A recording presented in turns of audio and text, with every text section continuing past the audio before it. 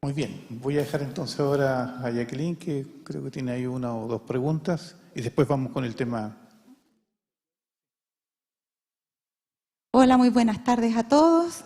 Quiero saludar en especial a las personas del grupo de profecía que nos están viendo, que son de otros lugares, que están en el grupo que lidero, a la gente de Copiapó, los que están allí en Talca y otros lugares. Y contentos porque tenemos a Héctor aquí con nosotros. Queríamos hacer extensivo, quizás queríamos tener una reunión cortita antes, pero no nos alcanzó el tiempo. Y teníamos como 2 o 3 preguntas, pero yo voy a hacerle una sola para que tengamos el tiempo para la sexta trompeta con Daniel 11, que es el tema que conversamos cuando hablamos para que pudieras tener.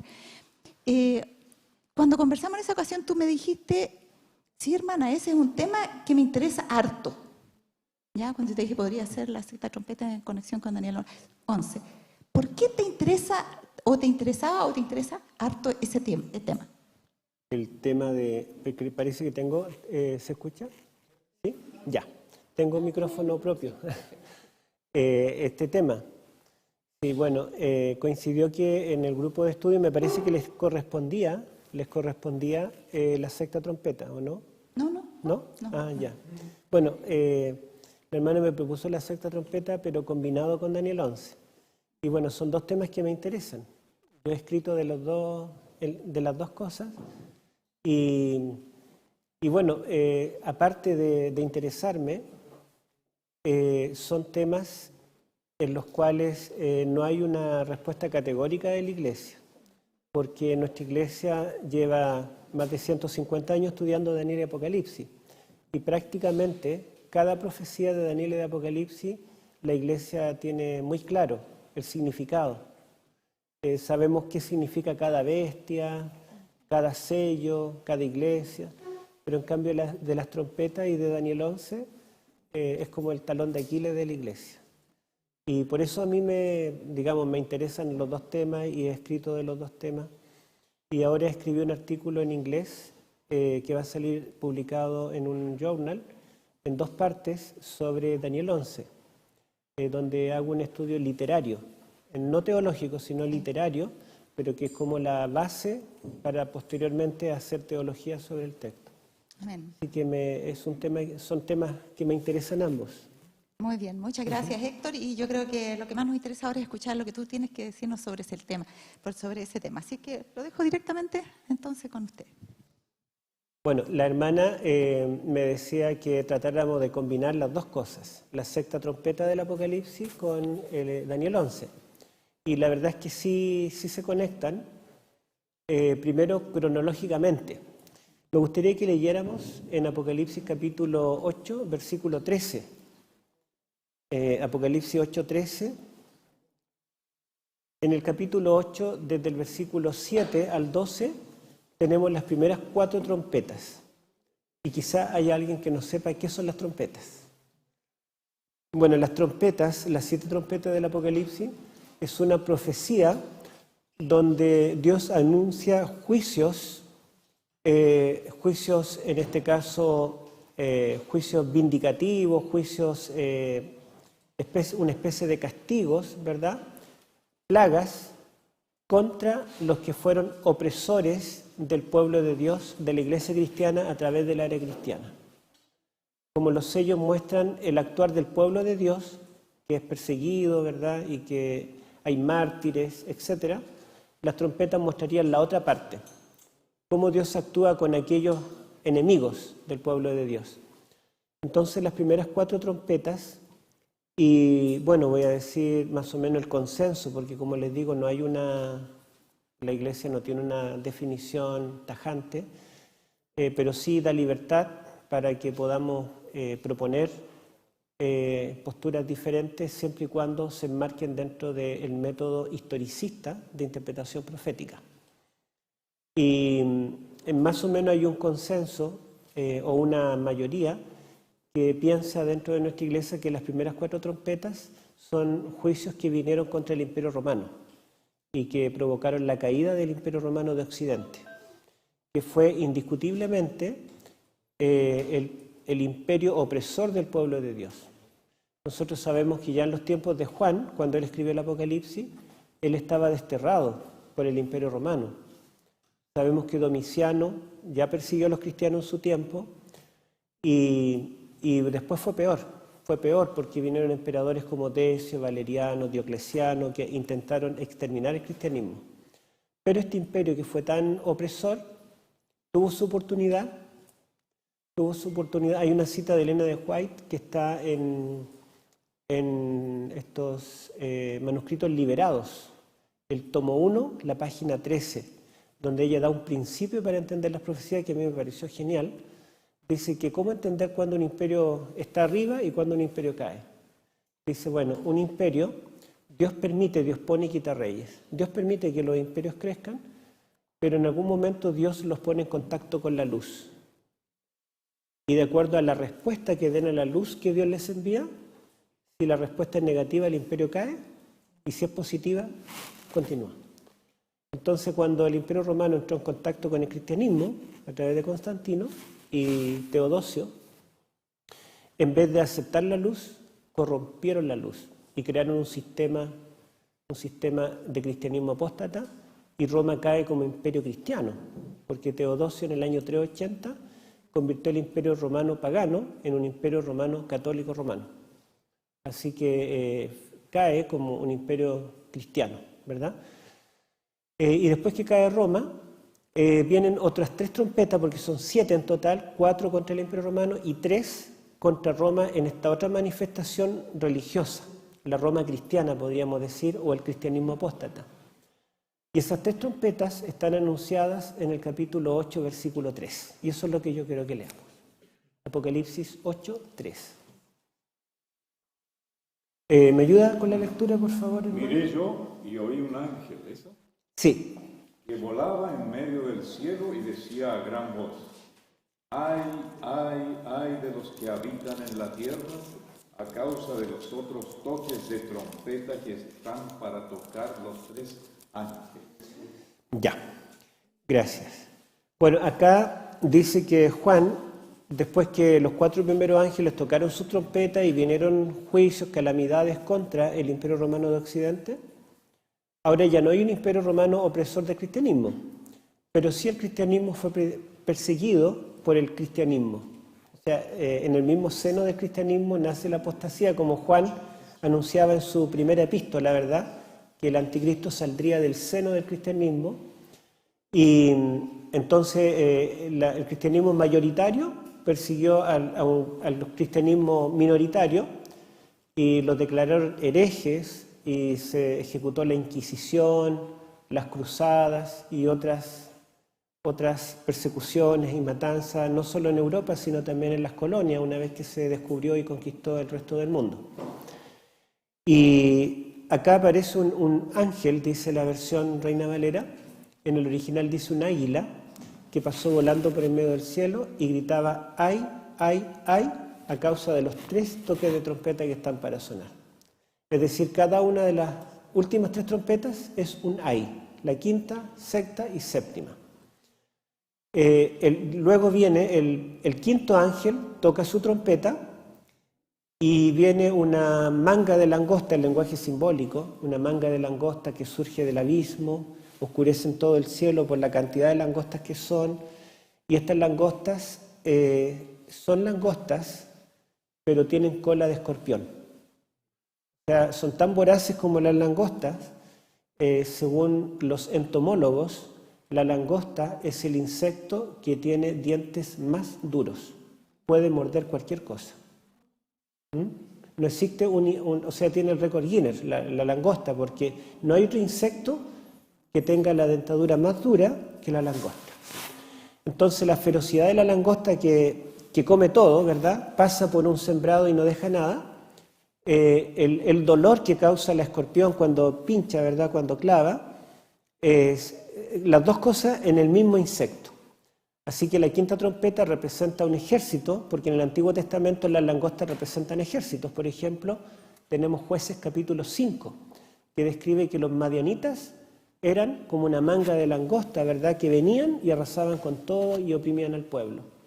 Joel capítulo 2 también dice que el ejército enemigo que castigará al Israel apóstata será un ejército de langosta que tendrán dientes de hierro y correrán como caballos.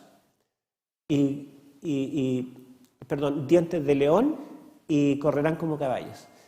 Y bueno, acá estas langostas del Apocalipsis son descritas justamente como langostas, pero con cola de escorpión, y dice que tendrán dientes de leones, cabello de mujer, cara humana, corazas de hierro y correrán como caballos. Entonces este lenguaje está describiendo un ejército a través de estos invertebrados, ¿verdad? Estos insectos, la langosta, el escorpión, que tienen como misión atormentar al cristianismo apóstata, pero no matarlo. Deben dejar que continúe con vida, pero sí deben atormentarlo, especialmente por 150 años o 5 meses proféticos.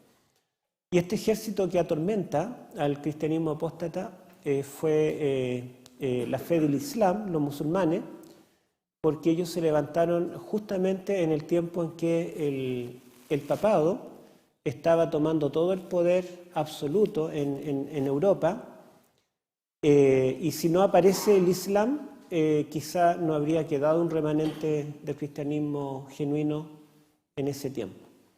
Y los musulmanes tomaron todo el norte de África, que ya era católico, tomaron todo el cercano oriente, tomaron España, ¿verdad?, por 8 siglos, tomaron Italia, casi toda, y otros países costeros en Europa, en el mar Mediterráneo, todo lo que estaba en torno al mar Mediterráneo. Posteriormente tomaron Constantinopla. Entonces, realmente fue como una invasión de langosta, y curiosamente los musulmanes ocuparon las mismas áreas geográficas que ocupaban las mangas de langostas que asolaban el mundo antiguo. Y las langostas se reproducían en el desierto de Arabia. Allí colocaban los huevos, las langostas, antes de morir. Entonces de allí aparecían en el desierto árabe las mangas de langosta y azotaban Occidente, comenzando por el norte de África, va a dar la vuelta por España y después a todos los países costeros. Fue exactamente el mismo recorrido, y los musulmanes también salieron del desierto arábigo. Así que hay elementos en común. Un paralelo, ¿sí? Un paralelo. Ahora, los musulmanes tuvieron el poder de acabar con el cristianismo de Occidente, pero la verdad es que nunca lo hicieron. En 2 oportunidades tomaron el Vaticano. El Papa alcanzó a escapar y desapareció la sede papal. Pero en las 2 oportunidades, el Papa de cada tiempo, la última vez fue el año 846, recorrió toda Europa buscando oro y le ofreció comprarle el Vaticano de nuevo a los musulmanes. Y le aceptaron, así que se llevaron todo el oro y le dejaron otra vez el Vaticano. Pero ellos podrían haber acabado. Y de hecho, en el siglo VIII, los musulmanes habían decidido acabar con el cristianismo de Occidente y convertir toda Europa en musulmana. Y resulta que fue cuando ellos conquistan España. Y conquistan, nadie los puede detener hasta que Carlos Martel los detuvo en la batalla de Poitiers en el año 732. Y la historia dice que si no aparece Carlos Martel, no habríamos sido católicos los países colonizados, sino musulmanes. Todos habríamos sido musulmanes.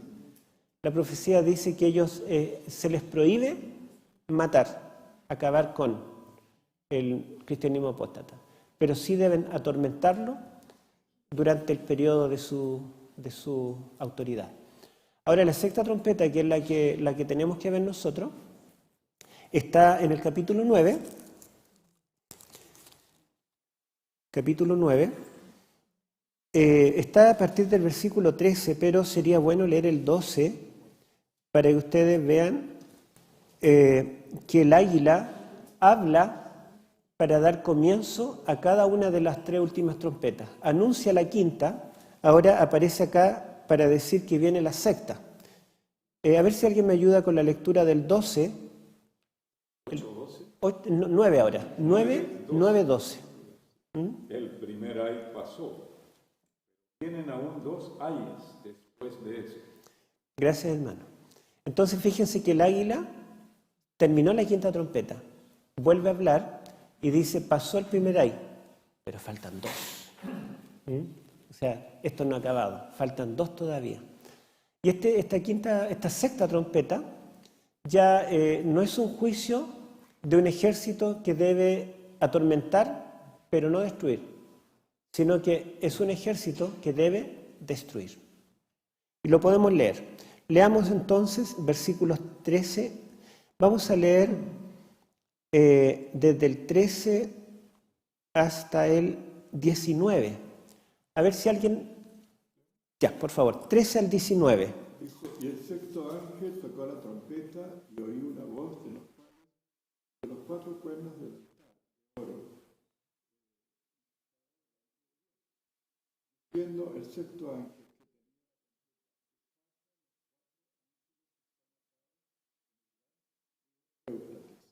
fueron desatados los 4 ángeles, el día y el mes y el año, del ejército a caballo 200 millones y oí el número de ellos Hasta el 19. hasta el 19. Y así vi en visión los caballos y a los que sobre ellos estaban sentados, los cuales tenían corazas de fuego, de jacinto y azufre, y las cabezas de los caballos eran como fuego y humo. 3 plagas fueron muertas por el fuego y por el humo y por el de su boca, porque su poder está en su boca y en sus colas, porque sus colas eran semejantes a serpientes y tenían cabezas y con ellas dañan. Ya, muchas gracias, hermano.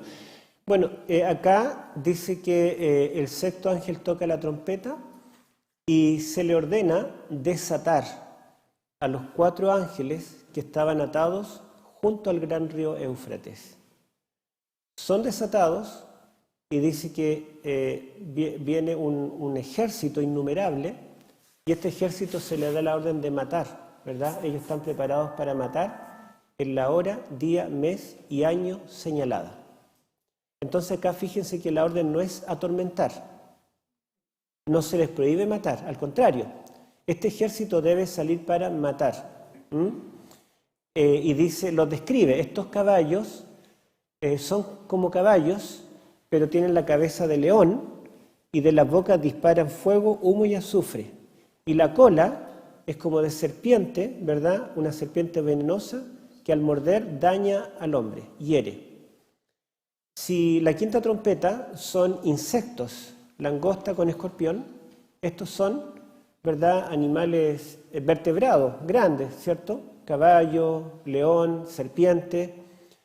Y si la quinta trompeta deben atormentar pero no matar, estos deben matar. ¿Se dan cuenta que hay como una intensidad en el juicio? Este es más intenso que el anterior. Las langostas debían herir y atormentar con sus colas. Estos deben herir y atormentar con sus bocas más sus colas, porque con sus bocas disparan fuego, humo y azufre que hiere y mata, y con sus colas como serpiente también hieren y matan. O sea, mata por la cola y la cabeza. Hay una intensidad en cuanto a este juicio que va a ser ejecutado contra este poder, y yo les pregunto, ¿quién provoca la herida mortal en el cristianismo apóstata? En la historia. Francia, ¿verdad? Francia en el tiempo de Napoleón. Entonces, si los ejércitos que atormentaron al papado, si buscamos en la historia qué ejército atormentó por siglos al cristianismo de Occidente, fueron los musulmanes, no hay ninguna duda. Y si preguntamos a la historia qué ejército, qué imperio, qué poder provocó la muerte del sistema papal, fue Francia en el tiempo, desde la Revolución Francesa en adelante, ¿verdad? De hecho, la Revolución Francesa marca el cambio entre la edad moderna y la edad contemporánea. Hay un cambio rotundo en la historia y los historiadores dicen que desde esa fecha, desde esa manifestación de Francia en adelante, La historia nunca ha sido la misma. Estos ejércitos entonces están representando los ejércitos franceses. En ese tiempo, Francia, en el 1798, por ejemplo, cuando ocurre esto de la herida mortal, todavía Napoleón no se proclamaba emperador. Él era un general, y Francia era gobernada por un directorio de una cantidad de personajes políticos, ¿verdad?, que en el año 1793 dieron un decreto en el cual le quitaron el poder civil al obispo de Roma. El Papa Pío VI de ese tiempo no tomó en cuenta el decreto, así que entró en guerra contra Francia, y Francia, el directorio, tenían dos blancos: conquistar Egipto y conquistar el Vaticano. Entonces, Luis Alejandro Berthier fue enviado con sus tropas al Vaticano y Napoleón Bonaparte fue enviado a Egipto. Y en 1798 ocurren dos cosas en la historia. El Papa Pío VI es tomado cautivo por Berthier y llevado a Francia, y Napoleón se corona como faraón de Egipto. Por eso es que Apocalipsis, cuando habla de este poder de Francia como la bestia del abismo, en Apocalipsis 11 le llama, que en sentido espiritual se llama Sodoma y Egipto. Elena de White también lo comenta en el Conflicto de los Siglos, capítulo 16. Así que el poder que en ese tiempo, en 1798, provoca la herida mortal no es otro sino Francia. Una vez conversando con un historiador que criticaba a los adventistas, él me decía: ustedes están equivocados, en 1798 no se acaba el papado. Me dijo: hay muchos otros eventos históricos en los cuales vino un rey extranjero y acabó con un papa, lo llevó preso, algunos papas fueron asesinados, pero eso no es una herida de muerte. Entonces yo le expliqué que es verdad, muchos papas fueron llevados prisioneros, Roma fue invadida muchas veces, pero fíjense ustedes que lo que hace Francia es algo completamente diferente. Primero, el poder del papado nace en Europa, logra derribar los tres cuernos gracias a su alianza con Francia, los francos, en el año 508, con Clodoveo. Entonces fue Francia quien le dio el poder originalmente, y es Francia quien se lo quita. En segundo lugar, el papado como tal y la Iglesia no era la que ejecutaba la Inquisición y las cruzadas, eran los reyes europeos, las monarquías. Entonces el papado era más el autor intelectual que el autor material. Y muchos papas fueron ejecutados, fueron llevados prisioneros, Roma fue saqueada unas cuantas veces en la historia, pero los reyes europeos, los reyes católicos, ponían otro papa y seguía existiendo el sistema, porque en el fondo era un sistema político-religioso. En tiempo de Otón I el Grande se le llamó el Sacro Imperio Romano Germano, porque había una alianza, ¿verdad? Y digamos un apoyo mutuo entre los reyes y el papado. Pero lo que hace Francia es declararle la guerra a las 26 monarquías europeas. Francia entró en guerra con todas las monarquías y Francia acabó con las monarquías. Antes de Francia, antes de 1798, en Europa habían solo reyes y reinos. Después de 1798 no solamente acaba el papado, sino que acaban las monarquías, desde allí en adelante hay repúblicas. Y piensen ustedes que antes de ejecutar al Papa, Francia le cortó la cabeza al rey de Francia, a Luis XIV. Luis XVI, gracias. La I estaba al otro lado. Luis XVI. Entonces fíjense ustedes que Francia no solamente es como cortar la punta del iceberg, matar un papa. Al Papa Juan Pablo II tuvieron un atentado, el Papa, ¿cómo se llamaba? Pablo VI, que lo mataron. Juan Pablo I. Claro, al Papa Juan Pablo I lo envenenaron, pero no con eso se acabó el papado ni fue una herida de muerte. Sin embargo, ¿verdad? Porque eso es como cortar la punta del iceberg, pero hay un iceberg que lo sostiene, ¿verdad? Todo un témpano. Lo que hizo Francia fue algo nuevo en la historia. Ellos sacan al Papa, le quitan el poder, dan un decreto en el cual le quitan el poder civil, pero al mismo tiempo acaban con las monarquías, que eran las que le daban vida al papado. Por lo tanto, allí acaba la persecución en forma efectiva, ya no hay más mártires. Se acaba el poder temporal de los papas porque tampoco hay un poder absoluto de los gobernantes. Ahora comienzan las democracias, las repúblicas.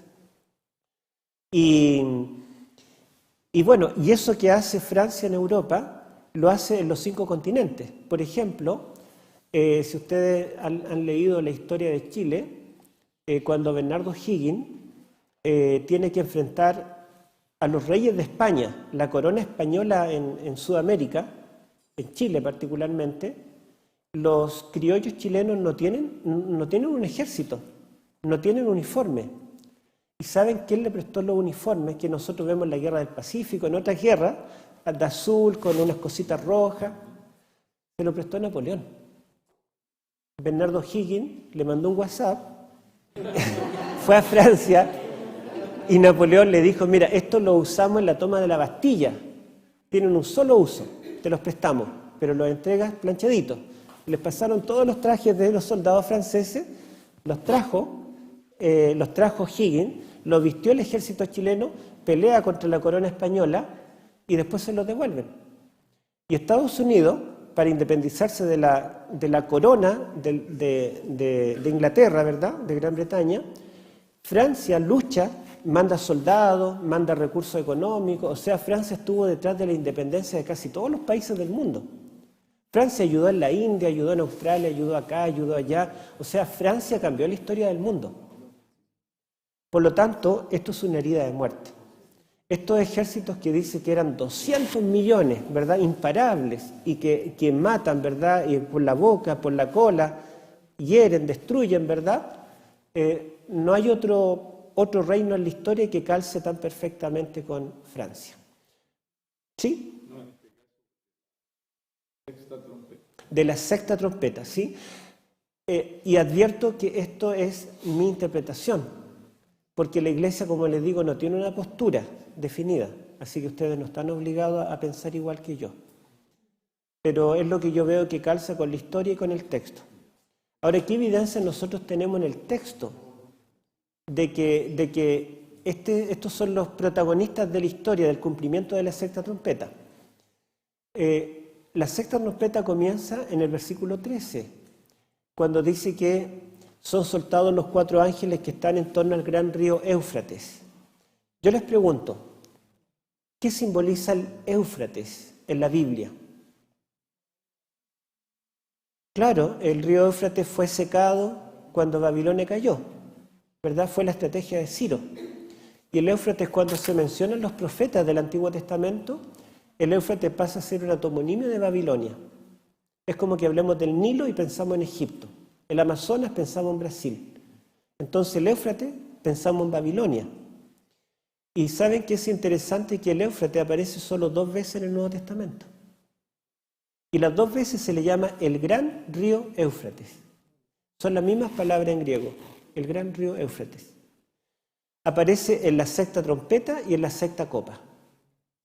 En la sexta trompeta para una herida mortal de la cual después se va a recuperar, y en la sexta copa para una herida mortal que es definitiva. Nunca más se volverá a levantar Babilonia. O sea, las 2 veces tiene que ver con una caída de Babilonia. Una caída, ¿verdad?, histórica de la cual se recupera, y otra caída futura todavía, que no ha venido, de la cual nunca más se recuperará. Así que el Éufrates es Babilonia. De hecho, Babilonia, en Apocalipsis 17, representada por una mujer que tiene un nombre escrito Babilonia la Grande, y dice que está sentada sobre muchas aguas. Y en el capítulo 16 dice que Babilonia, las aguas de Babilonia se secan, y son las aguas del Éufrates. Entonces, el hecho de que comience mencionando el Éufrates, y los ángeles que retienen la destrucción para que no venga la destrucción contra el Éufrates son soltados, significa que la destrucción viene contra el Éufrates. ¿Y qué reino está edificado sobre el Éufrates? Babilonia. Ahora fíjense cómo termina los versículos 20 y 21. El 19 decía que por sus bocas disparaban fuego, humo y azufre, y con esas 3 plagas murió la tercera parte de los hombres. Y veamos lo que dice el 20 y 21. ¿Quién lo puede leer? Ya, hermana, por favor. Los otros hombres que no fueron muertos con estas plagas, ni aun así se arrepintieron de las obras de sus manos, ni dejaron de adorar a los demonios y a las imágenes de oro, de plata, de bronce, de piedra y de madera, las cuales no pueden ver, ni oír, ni andar. Y no se arrepintieron de sus homicidios, ni de sus hechicerías, ni de su fornicación, ni de sus hurtos. Gracias. Bueno, este poder apóstata que fue ejecutado por estos soldados con cabeza de león, con cola de serpiente, dice que ni aun así se arrepintieron de sus pecados ni de adorar a las imágenes. Hay una interpretación muy popular en la iglesia que dice que la sexta trompeta son los turcos otomanos. Yo pregunto, ¿los turcos otomanos adoraban imágenes? No. Para ellos, cualquier imagen, aunque fuera de Dios, era idolatría. Otros dicen que son el imperio bizantino. Los bizantinos, los ortodoxos, ¿veneran imágenes? Tampoco. ¿Quién sí podemos decir que transgrede este mandamiento, el segundo mandamiento de hacer imágenes religiosas? Claro, o sea, no hay... Claro, el cristianismo apóstata. Ahora, fíjense ustedes que dice que no dejaron de adorar sus imágenes de oro, de plata, de bronce, de madera, de piedra, que no pueden ver, ni oír, ni andar. ¿Les recuerda eso alguna cosa?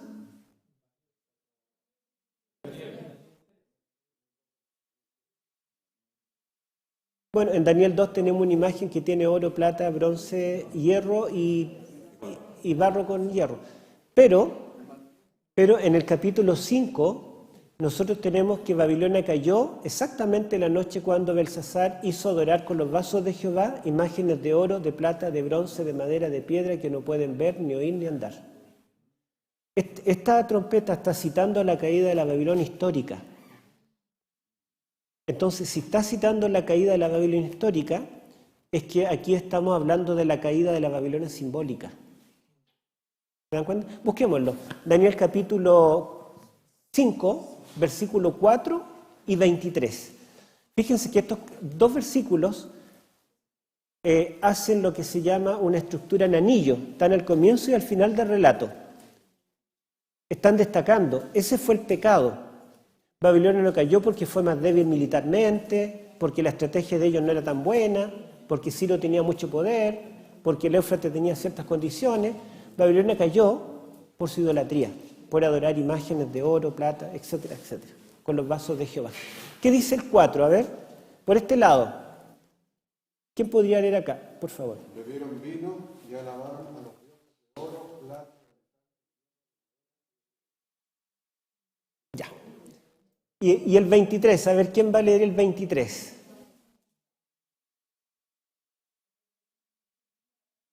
¿Sí? El mismo capítulo. No, el 23 nomás.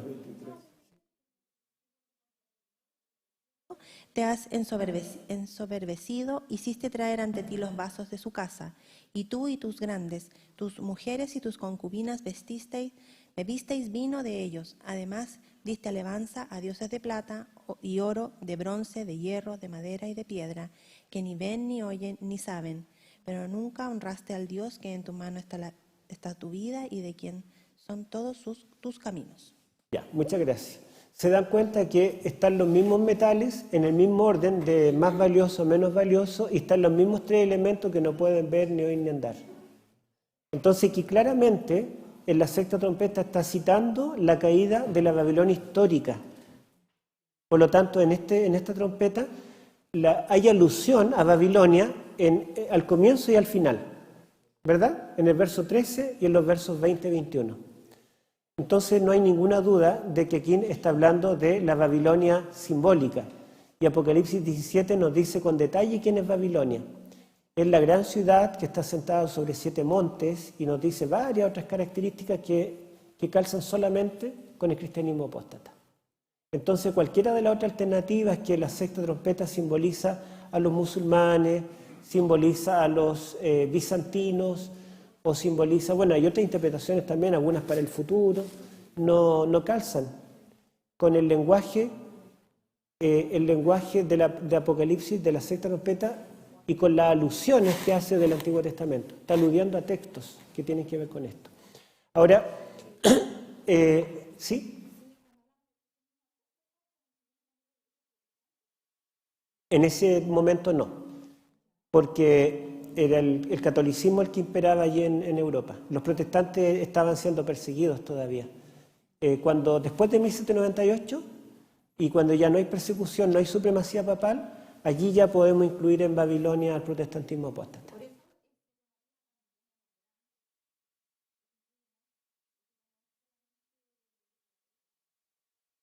Bueno, la frase Babilonia la Grande en realidad mucho más antigua, viene del Antiguo Testamento. Ya en el capítulo 4 de Daniel, Nabucodonosor dice, ¿no es esta la grande Babilonia que yo edifiqué? Entonces, yo creo que al decir Babilonia la Grande es para hacer un vínculo, un nexo con la Babilonia del Antiguo Testamento. Pienso. Bueno, ¿sí?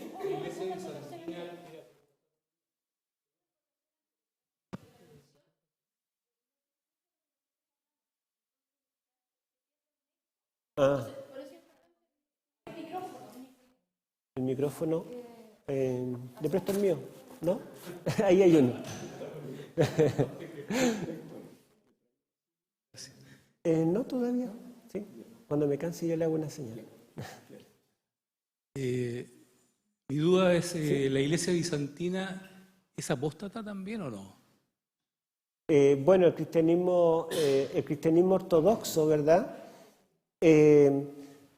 Se desvió de la Escritura, pero no, digamos, con la intensidad del cristianismo de Occidente. Hay muchas cosas que conservan. Incluso el sábado ellos lo respetan, junto con el domingo. Entonces no aceptan la autoridad papal.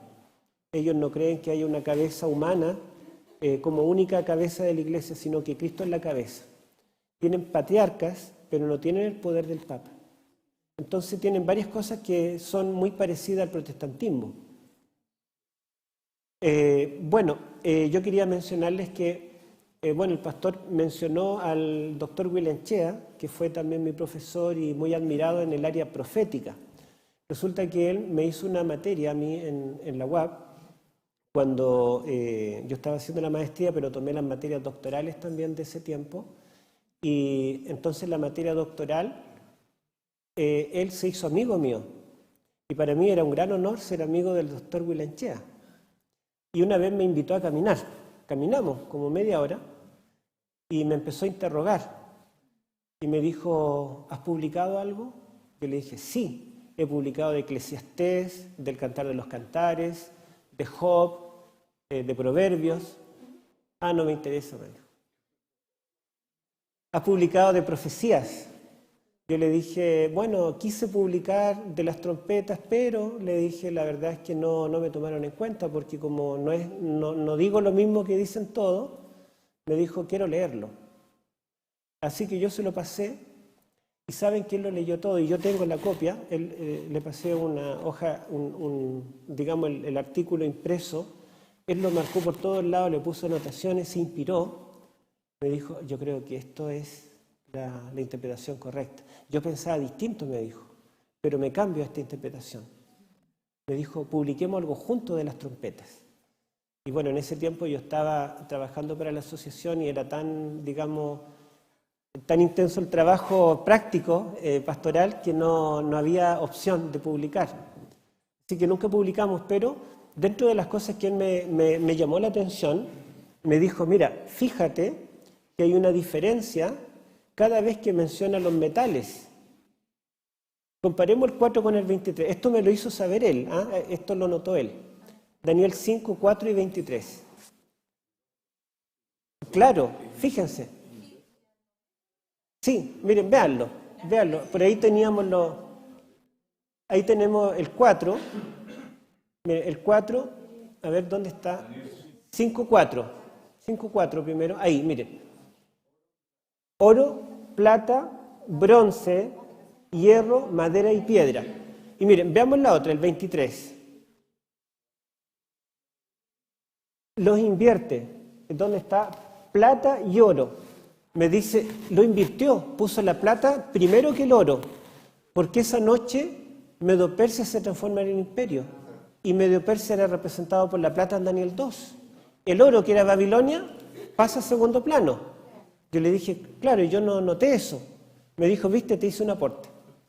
Y me dijo, mira, busca el 9, y él no creía nada de esto al principio, tenía otra interpretación de las trompetas, pero como leyó mi artículo, se inspiró y fue poniendo anotaciones. Me dijo, busca Apocalipsis 9:20, me dijo. Apocalipsis 9:20. Y me dijo, mira, fíjate, aquí dice oro, plata, bronce, piedra, madera. Se saltó el hierro, porque en las primeras trompetas Roma había caído, y el hierro representaba a Roma. Entonces me dijo, te apoyo. Y bueno, esta fue una experiencia que tuve con el doctor William Chea, y la verdad es que fue muy interesante los aportes de él, y también otros aportes me hizo. Por ejemplo, conversamos de la hora, día, mes y año, que yo le dije, no es un periodo, en griego no es periodo. Él me dijo, sí, yo lo sé, no es periodo, pero sí interpretado como un periodo. Entonces, yo le dije qué pensaba yo de ese periodo, o más bien de ese momento en la historia, que sería 1798, y él me dijo, fíjate que hora se utiliza en Apocalipsis para la caída de Babilonia. En una hora ha venido tu juicio. Y día se utiliza también, va a durar 1260 días. Mes también va a durar 42 meses. Y año también va a durar 3 años y medio.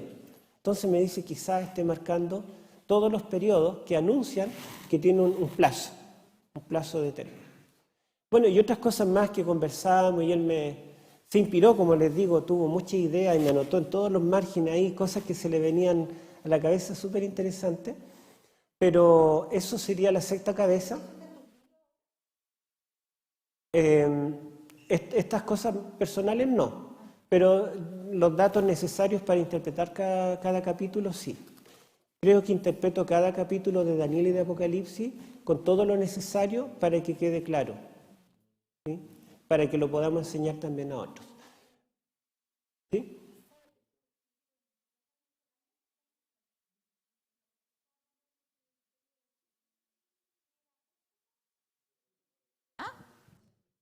Sí, preguntaba si el Imperio Bizantino era apóstata. Entonces, un alcance, porque creo que eso debemos saberlo muy claramente todos los adventistas del séptimo día, todos.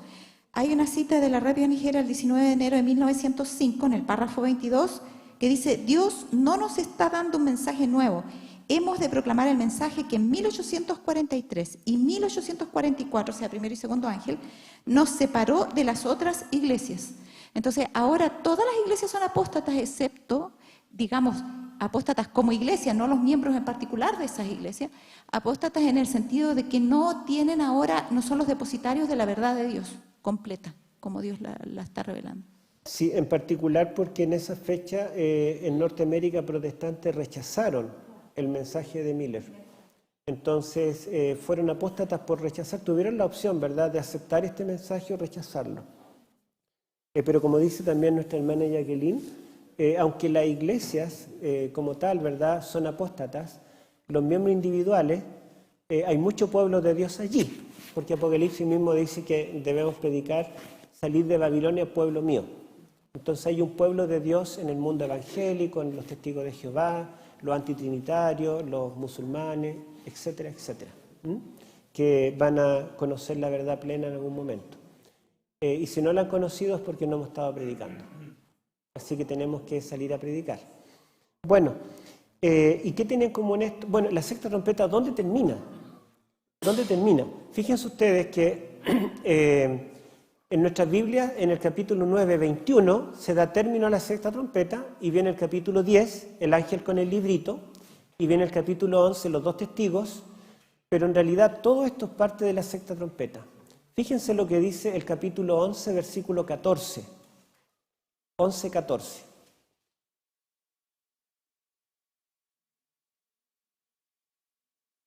¿Lo tiene, hermano?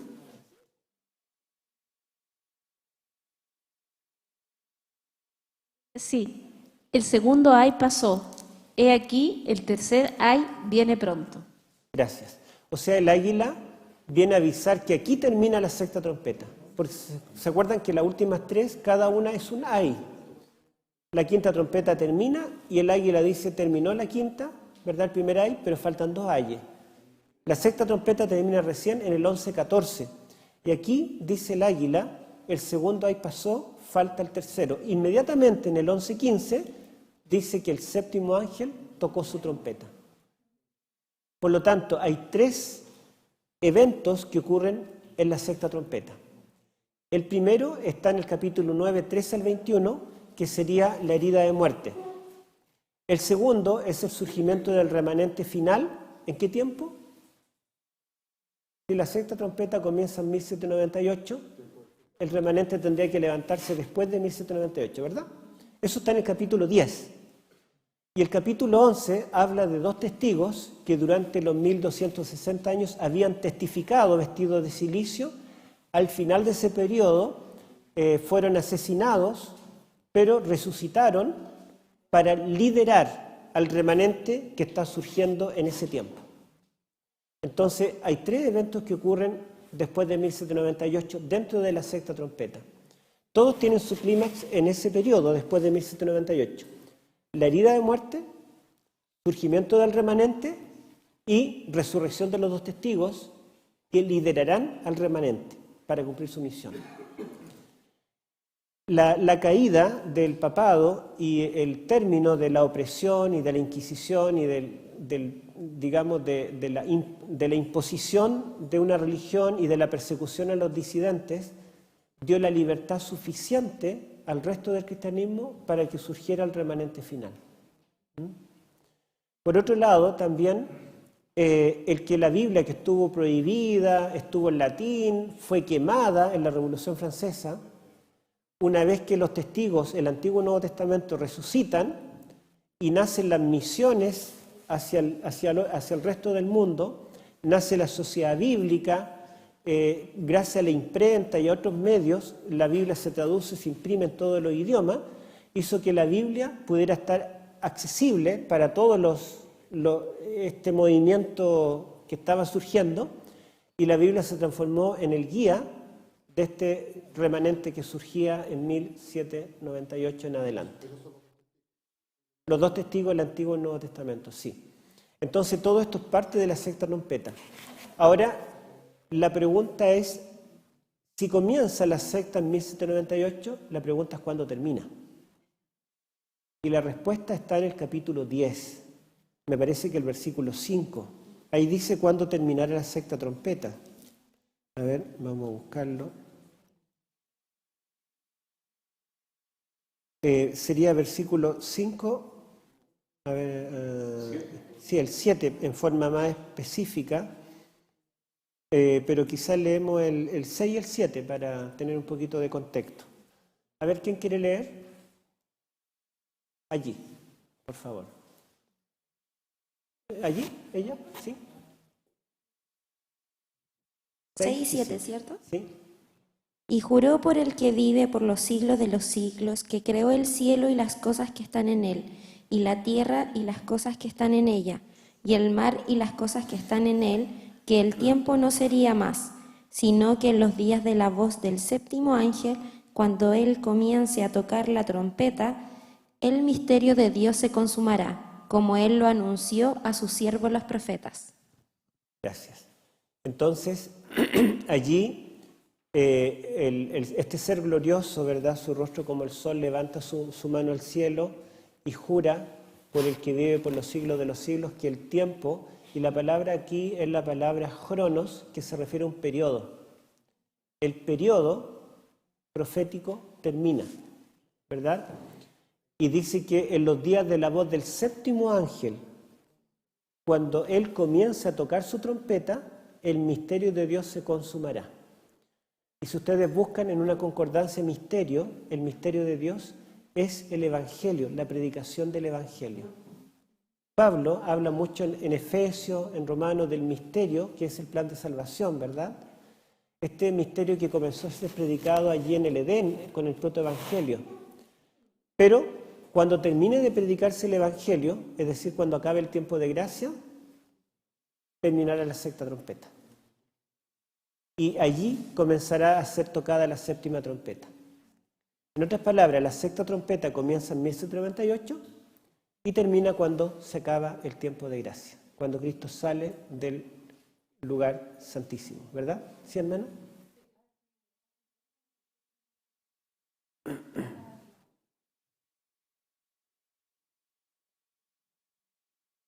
Hay acá algo que siempre me llama la atención porque está en Apocalipsis 18 y están 3 veces mencionados los ayes, pero cada vez están repetidos 2 veces. Sí. ¿Sí? No existe esa posibilidad porque justamente una es para los mercaderes, otro, o sea, cada sector, digamos, de la Babilonia que se rebelaba contra Dios recibe sus juicios, que, digamos, viene equivaliendo a Armagedón, la batalla del mismo Dios en la destrucción final. No puede ser, tal vez, ese el tercer ay que viene como cuando fue en Jericó, ¿no? Porque cada día daban una vuelta, pero al final fueron 7 vueltas en un solo día. Tal vez aquí en la duplicación, o sea, de ay, otra vez ay, y ay 3 veces, ¿no podría ser el tercer ay? Bueno, la palabra ay es una forma es una exclamación, ¿verdad?, que anuncia una gran calamidad, algo destructivo, netamente. Jesús, por ejemplo, ¿se acuerdan que dio ayes contra Corazín, ¿y cuál era la otra ciudad? Betsaida y Corazín, ¿verdad? Y eso significaba que iba a venir destrucción. También él dijo, ay de las que crían en esos días, ¿se acuerdan cuando habló de la destrucción de Jerusalén, Mateo 24? Entonces el ay es común, y en los profetas del Antiguo Testamento también, para anunciar la destrucción de ciudades. Y en el de Apocalipsis 18, más que nada, ¿verdad? Bueno, está anunciando la destrucción de Babilonia, pero ya la destrucción definitiva que ocurre dentro de las trompetas, dentro de las copas, en la sexta copa. Pero si vemos que la quinta trompeta, que es el primer ay, comenzó en el siglo V o siglo VI de la era cristiana con los musulmanes, y la sexta trompeta comienza en 1798, que es el segundo ay, y la séptima comenzará al fin de la gracia, cuando Cristo termine el juicio investigador. Todo esto es anterior a los ayes que aparecen en Apocalipsis 18 que ocurren durante la sexta copa. Porque cuando Cristo termina el juicio investigador, ahí comienzan a caer las plagas, las copas. Y los ayes sobre Babilonia, la Babilonia final, son dentro de ese momento de su caída definitiva. Cuando se cierra la gracia, y lo describe el capítulo del conflicto de los siglos, que se llama la desolación de la tierra, viene el juicio sobre Babilonia, y ahí es cuando están estos ay. Entonces, esto vendría tal vez siendo lo mismo, porque se cerró la gracia y esto ocurre en la destrucción del falso profeta, ¿no? Que es lo que está describiendo acá. Podríamos decir que la destrucción de Babilonia está incluida dentro de la séptima trompeta, que sería el tercer ay. Exactamente. Claro. Sí.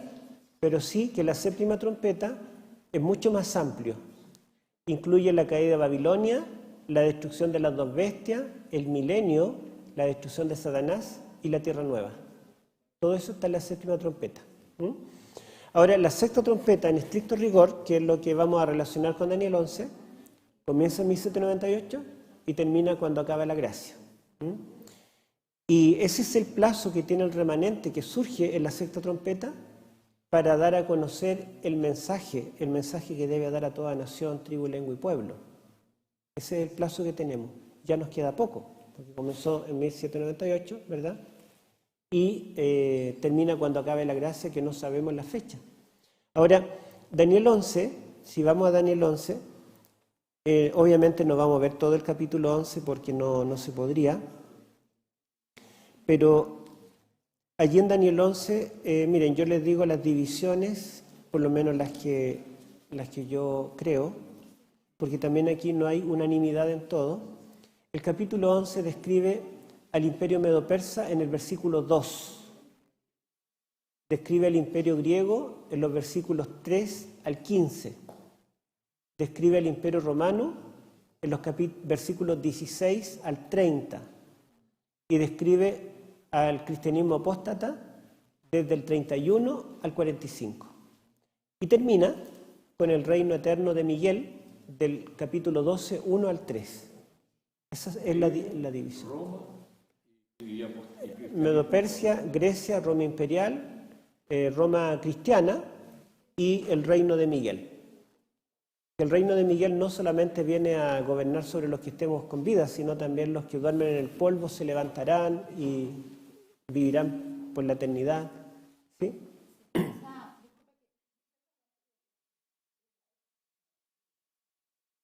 Que disculpe que vuelva un poco a lo anterior, pero resulta que en la séptima trompeta tenemos premios y castigos. Premios y castigos. Sí, Entonces, en la parte de los castigos podría ir el tercer ay, porque están los premios, porque mire, estoy leyendo Apocalipsis 11, 18, y se airaron las naciones y tu ira ha venido y el tiempo de juzgar a los muertos, hacerles justicia, porque a los muertos que claman debajo del altar, y de dar el galardón a tus siervos los profetas, eso no es ay, es un premio, a los santos y a los que temen tu nombre, a los pequeños y a los grandes, y de destruir a los que destruyen la tierra. Entonces la séptima trompeta incluye no solo castigo, no es solo un ay, incluye premio, galardón pero también. sí es llamado el tercer ay. ¿Por? En el capítulo 11, versículo 14 de Apocalipsis. Pero específicamente se dice que ese es el tercero. Sí. 11, 14. 11, 14, sí.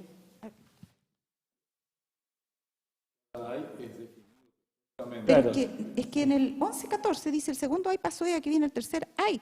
Claro, pero es que ese tercer ay, a lo que voy, es que puede estar incluido como parte de la séptima trompeta, pero no es la séptima Lo trompeta. que pasa es que cada ay está anunciando un castigo contra el poder apóstata. Sí. El primer ay trae un tormento terrible, pero no permite que sea destruido. El segundo ay viene la muerte para ese poder, pero ese poder volverá a vivir. Y el tercer ay ya es el fin definitivo del mal, en todas sus manifestaciones, incluso del diablo. Entonces, si termina con el mal, tiene que venir el galardón después. Claro, o sea, estás pensando que Sí. la destrucción definitiva Claro, está hablando después del y el milenio. galardón a los santos es un ay para los impíos que dejan de existir para siempre. Ah, claro. Porque como las Es un ay para trompetas los impíos, sí, y las correcto. copas son juicios Sí, sí, sí. contra los enemigos del pueblo de Dios, es el énfasis, ¿verdad?, sobre los enemigos. Pero obviamente también hay una recompensa para los Claro. santos. No, lo único que quiero decir es que la séptima trompeta es más amplia que solo castigo. Es Sí. galardón también. Sí, ajá. Sí. La No solo séptima hay. trompeta incluye el resto del Apocalipsis, hasta el capítulo 22. Y como Apocalipsis 22 dice que los santos vivirán por los siglos de los siglos, el tercer ay no tiene término, porque el águila no vuelve a aparecer para decir el tercer ay pasó, como ocurre con los anteriores. Se topa con la eternidad, porque es el fin definitivo para siempre de los impíos y del diablo, y es el reino eterno, el galardón eterno de los justos. ¿Sí? La verdad es que los hay están determinados para aquellos que no son. Claro. Ya, la hermana aquí quiere decir algo muy importante y va a responder la pregunta de la hermana. ¿No? A ver. Tenemos inquietudes distintas, así que no. No, mi pregunta era, en Daniel 11, del 31 al 45, ¿es la Roma apóstata? ¿Eso Ajá, entendí? sí. Y después viene el reino eterno en Daniel 12, ¿cierto? Sí. Ya, no sé que estaba anotando, gracias. Bueno, en mi análisis literario que hice del texto hebreo, me di cuenta que el imperio medo-persa, aunque es un solo versículo, tiene dos unidades literarias. El imperio griego, que son bastantes versículos del 3 al 15, tiene dos unidades literarias. El imperio romano, que es del 16 al 30, tiene 3 unidades literarias, y Roma cristiana tiene 3 unidades literarias. Y como esto es lo que atañe, ¿verdad?, para el Nuevo Testamento y las trompetas, podemos ver que desde el versículo 30, donde aparece la terminología que en Daniel 8 representa claramente a Roma apóstata, aparece allí la abominación desoladora, el quitar el continuo, ¿verdad?, el atacar, profanar el templo. Esa terminología en Daniel 8, versículo 10 al 11, introduce a Roma papal.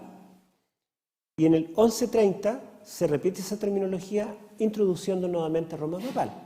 Ahora, este poder, que es llamado abominación desoladora, la palabra desoladora se utiliza en los profetas del Antiguo Testamento para describir la destrucción completa que hace Nabucodonosor con Babilonia del pueblo de Israel literal, los judíos. Incluso Daniel, en su oración del capítulo 9, Daniel utiliza esta palabra que en hebreo es shomem, dice que Nabucodonosor desoló tu ciudad y tu pueblo. Entonces la Babilonia simbólica también sería un poder desolador que perseguiría, mataría, torturaría, ¿verdad? Y sabemos la historia, todos los que nos cuentan acerca de esto. Ese poder comienza allí en el versículo 30. En el versículo 31, en el 32, si usted se da cuenta, dice que habrá una persecución. En el 33 dice que los sabios, que es la palabra que Daniel utiliza para hablar del remanente, los sabios caerán a espada, hambre, desnudez, despojo, etcétera, ¿verdad? Que son todos los tormentos que ocurrieron durante la Edad Media y la Edad Moderna contra los llamados herejes. Y en el versículo 35 dice que la persecución durará hasta el tiempo del fin. En la Reina Valera dice hasta el tiempo determinado, en el original dice hasta el tiempo del fin. ¿Y cuándo comienza el tiempo del fin? 1798. Nos encontramos con la fecha del comienzo de la sexta trompeta. Ahora, esta frase, tiempo del fin, es retomada en el 1140, donde dice, pero en el tiempo del fin, que la Reina Valera dice al cabo del tiempo, en el original dice en el tiempo del fin. Entonces el versículo 40 continúa al 35. Del 36 al 39 es un sándwich. Por eso son 3 unidades. 30 al 35, la segunda es 36 al 39 y la tercera 40 al 45. La primera y la última unidad hablan del poder perseguidor contra el pueblo de Dios en distintos tiempos. La primera durante los 1260 días. Y la última, después de 1798, en el tiempo del fin. Por eso es que Elena de White decía que a nosotros nos atañe del versículo 40 al 45. Pero los versículos 36 al 39 no habla de lo que el cristianismo apostataría contra los santos, sino de lo que el cristianismo apostataría contra Dios. Y eso es el clímax de su pecado, ¿verdad? Que se levantará contra todo Dios y contra el Dios de sus padres, ¿verdad? Que es una expresión hebrea que siempre se refiere a Jehová. Entonces es un poder que se levantaría contra Dios. Como Pablo lo describe en 2 Tesalonicenses capítulo 2, que se sentará en el templo de Dios como Dios, haciéndose pasar por Dios. Así que esas son las 3 estrofas. Ahora, lo que a nosotros nos atañe, ¿verdad?, es desde el versículo 40 al 45, que comienza en el tiempo del fin, 1798. ¿Y cuándo termina? Termina en el 12.1. Daniel 12.1, si lo buscamos. Bueno, a ver, dejemos el 11.40 que lo tenían acá para que lo leamos. Miren, dice, empero al cabo del tiempo. En el original dice, pero en el tiempo del fin. El rey del mediodía, que es el rey del sur, Egipto. ¿Quién se coronó faraón de Egipto en 1798 en el tiempo del fin? Francia. Francia fue dueña de Egipto. Por eso es que Francia fue la que descifró los jeroglíficos. Y por eso es que en el tiempo del fin la ciencia bíblica aumentará. Porque por primera vez se entendió la escritura del rey del sur y del rey del norte. Porque mientras Champollion descifraba los jeroglíficos egipcios, ¿cómo se llamaba Rawlinson descifraba la escritura cuneiforme de los sumerios, los acadios, los asirios, los babilonios y los medopersas. Por primera vez en el tiempo del fin se pudo leer las crónicas de Nabonido, por ejemplo, el cilindro de Ciro, los escritos de las pirámides. Todo esto es información es reciente en el tiempo del fin. Ahora, en el tiempo del fin, el rey del sur, Egipto, se acorneará con él. Así dice literalmente el texto hebreo. Y el mismo verbo acornear que se utilizó en Daniel 8 cuando dice que el macho cabrío acorneó al carnero de los dos cuernos. Entonces el rey del sur, Egipto, acorneará al rey del norte. Y eso es lo que ocurre con la herida de muerte, ¿verdad? Dice, pero el rey del norte se levantará contra él con tempestad, carros, gente de a caballo, etcétera, etcétera. Y es, ¿verdad?, la recuperación del papado que se recuperará para acabar con el rey que representa al rey del sur. En este caso, las naciones que son herederas del ateísmo francés, socialistas, comunistas. Esto comenzó a cumplirse en la década de 1990, porque ya en la década de 1980 hubo la alianza, ¿verdad?, del papado con Estados Unidos, que se unieron con el fin de echar abajo el ateísmo de Europa Oriental.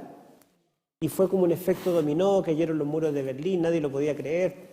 Tanto tiempo, ¿verdad?, allí los muros, pero cayeron en esa década, cayó la ex Unión Soviética, la ex Yugoslavia, etcétera, etcétera, ¿verdad? Todo se abrió, ¿verdad?, ante el poder del rey del norte.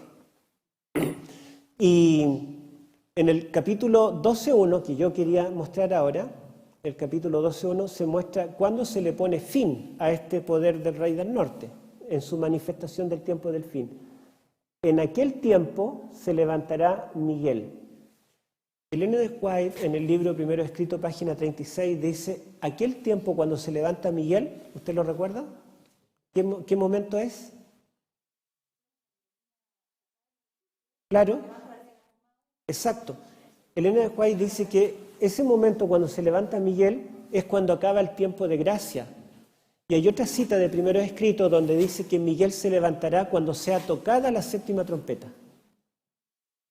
Entonces, fíjense ustedes cómo coinciden las trompetas con Daniel 11. La última manifestación del poder perseguidor del papado es Daniel 11, 40 al 45. Comienza en el tiempo del fin, 1798, y termina con el fin del juicio investigador. La sexta trompeta comienza en 1798 y termina con el fin del juicio investigador. Cubren exactamente el mismo periodo. La sexta trompeta cubre el mismo periodo de Daniel 11, 40 al 45. ¿Por qué no es entendida tan bien la sexta trompeta? Porque tampoco se entiende bien Daniel 11, 40 al 45. Son paralelos, ¿sí? Son paralelos. Bueno, podemos ver un poco más de detalles de este capítulo 11, 40 al 45. Quizás seguimos leyendo, leímos el 40, podemos leer 41 en adelante.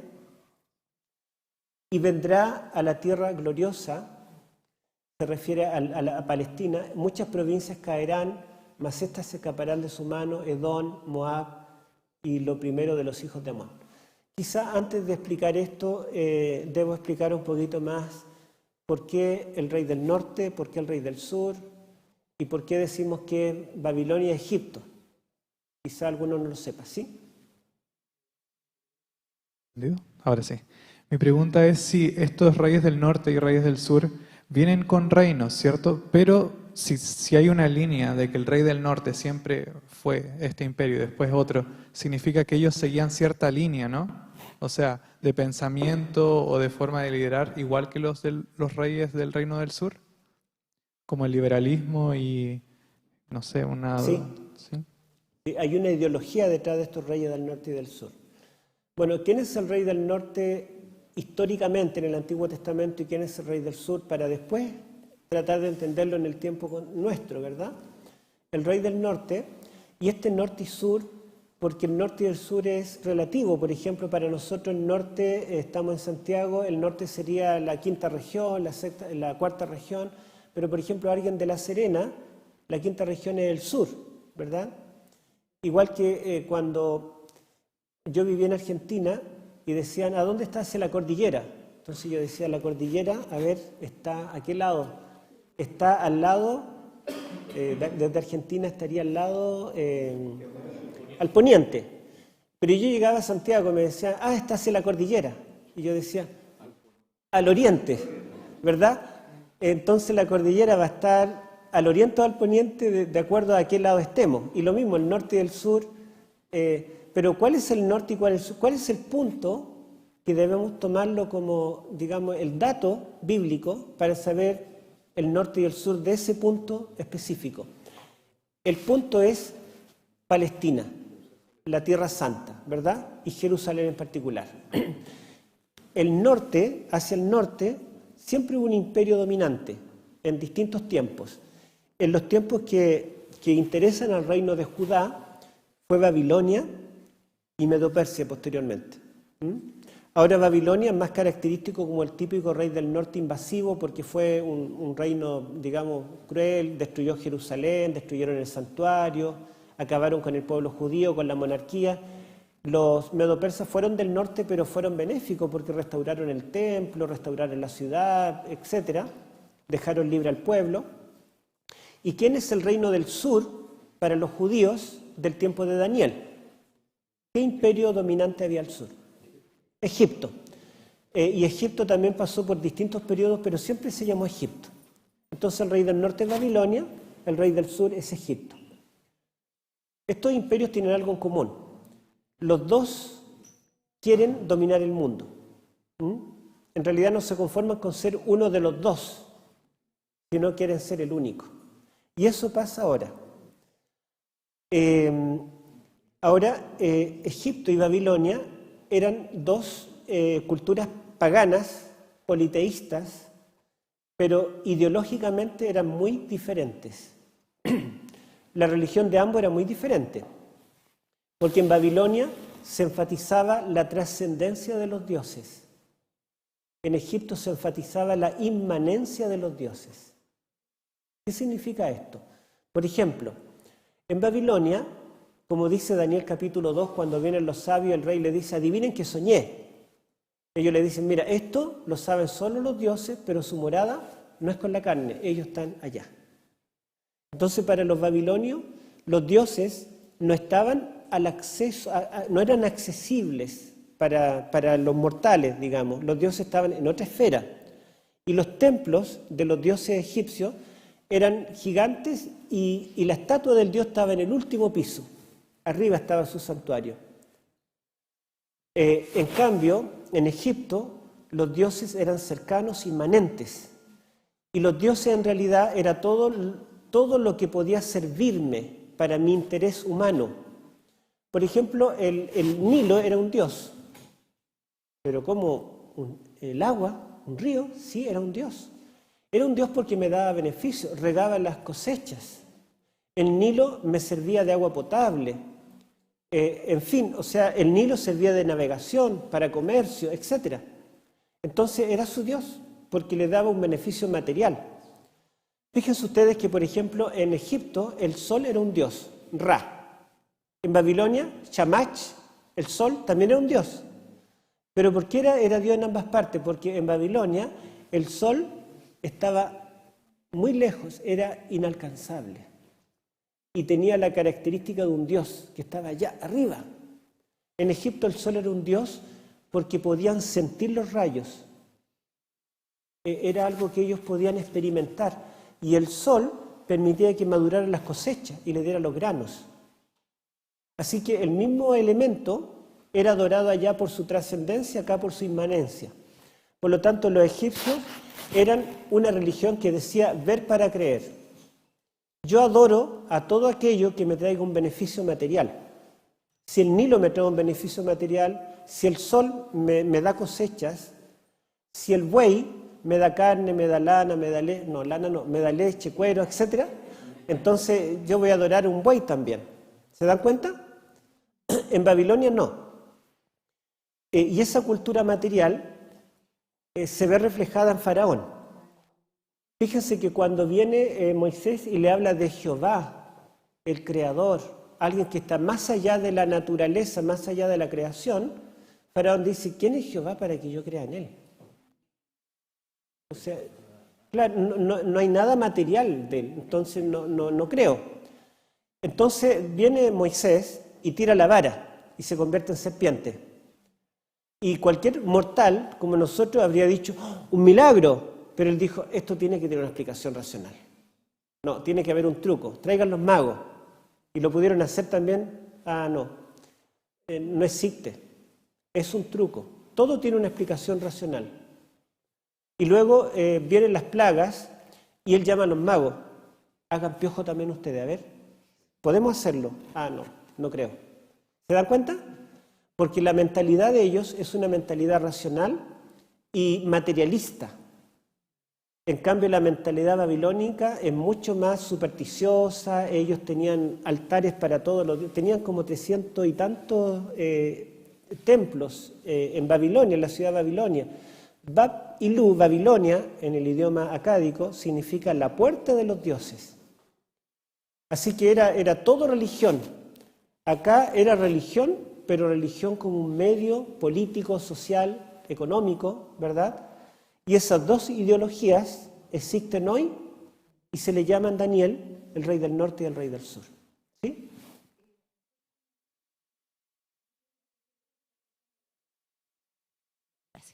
Le escuché a Walter Feit también otro aspecto de la interpretación muy interesante, porque él habla de que Babilonia, por ejemplo, cuando fueron tomados cautivos los hebreos, ¿no es cierto? ¿Qué hizo?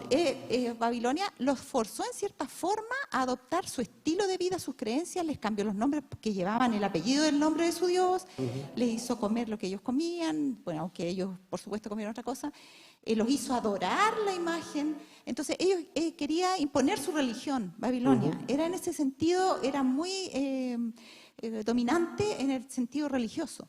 En cambio Egipto no. En Egipto, a lo que le interesaba a Faraón es que le trabajaran, que le hicieran ladrillos y le construyeran las pirámides.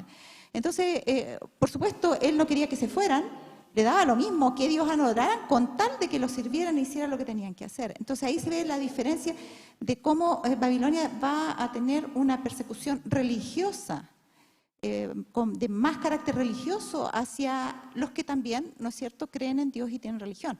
Mientras que el ateísmo no le interesa tanto eso, sencillamente le interesa que nos pongamos en común de acuerdo para llevar adelante la agenda materialista del mundo ateo. Sí, también puede ser una diferencia. Bueno, ustedes,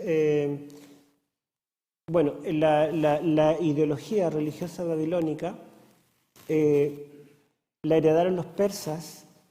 Y cuando los persas destruyeron Babilonia, en el tiempo de Belsasar, los sacerdotes babilónicos huyeron a Pérgamo e introdujeron esta ideología en Roma, y de Roma se heredó en Roma cristiana. Y en Babilonia, como los dioses son trascendentes, y hay tantos, se requiere un vicario, una especie de mediador entre los dioses que están ahí arriba y la humanidad que está abajo. Entonces, ese elemento se heredó en Roma y los emperadores romanos se llamaban sumo pontífices, ¿verdad? Porque eran el puente entre los dioses que eran trascendentes y los humanos que estábamos acá. Ese título en el siglo IV se le entregó al obispo de Roma, ¿verdad? Que lo tiene hasta ahora. Entonces, hay elementos de Babilonia que se conservan allí. Y Egipto es otro lado, ¿verdad? Otro mundo, es una religión racionalista y materialista, y son las dos ideologías que se pelean el poder de este mundo hoy en día. ¿Pastor? Ya. ¿Eso?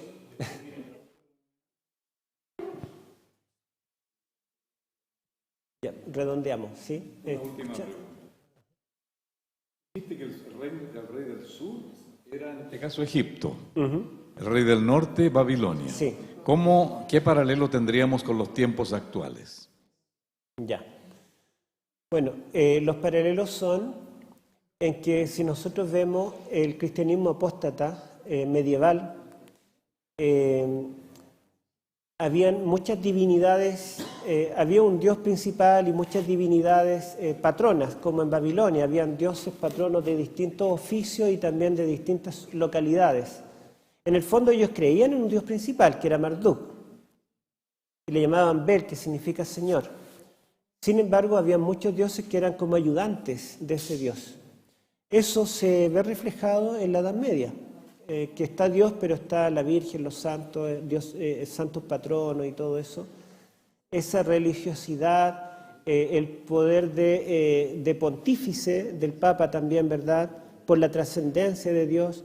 Cuando uno entra en una catedral, uno ve reflejado en el arte y en la arquitectura la trascendencia.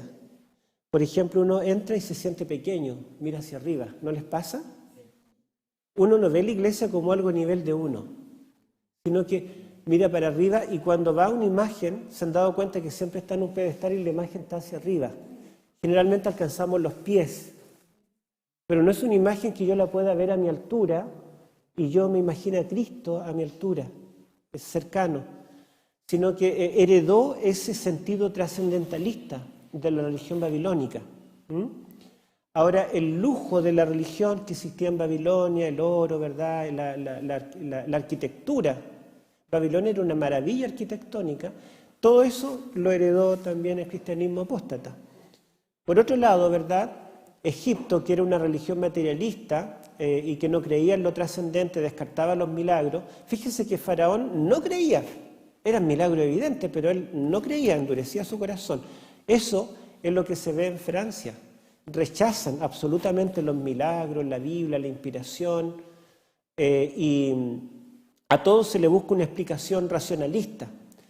Y eso lo heredaron los países de Europa Oriental, China y otros países más, esa idea del materialismo, el socialismo, ¿cómo se llama?, el comunismo, y también en la educación la teoría de la evolución, que descarta al creador.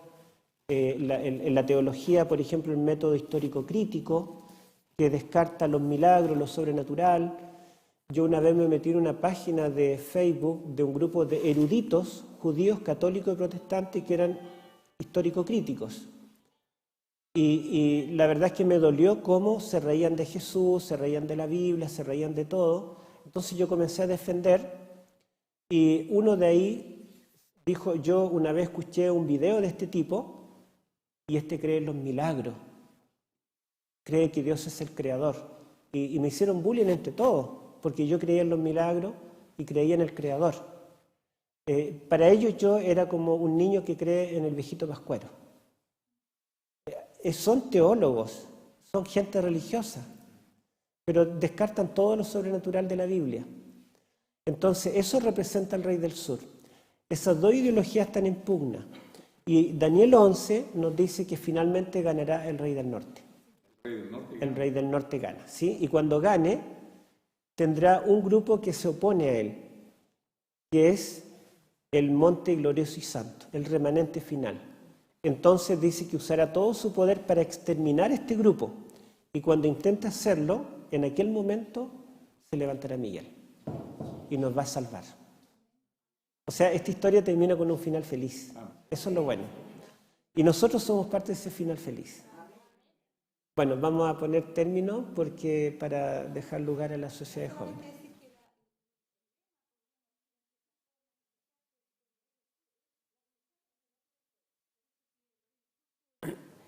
La religión es el opio del pueblo, por eso que él representa, digamos, la filosofía del rey del sur en contra del rey del norte. Claro. O sea, la religión es retrógrada. Llevémonos por mejor lo material. Ahora es importante sacar lecciones de la historia judía, y lo último que digo, la historia judía, cómo el pueblo de Dios estaba entre estos dos poderes, entre el imperio egipcio y Babilonia. Los dos como que lo presionaban a aliarse con ellos o con el otro, ¿verdad? Y fíjense ustedes que para los reyes judíos que se sentían amenazados por Babilonia, siempre la tentación fue unirse más con Egipto que con Babilonia. Y el profeta Isaías, por ejemplo, dice que ellos quieren aliarse con Egipto porque en vez de aliarse con Jehová, porque Dios no lo ven. Pero los carros, los caballos de Egipto son algo visible, palpable. Y a veces ese sentido de seguridad, ver algo concreto, algo material, a nosotros también nos hace inclinarnos hacia el rey de Egipto. Pero ni Egipto ni Babilonia, nosotros debemos confiar en el poder de Dios. Triunfaremos por fe y nos defenderá Miguel. Muchas gracias, hermano.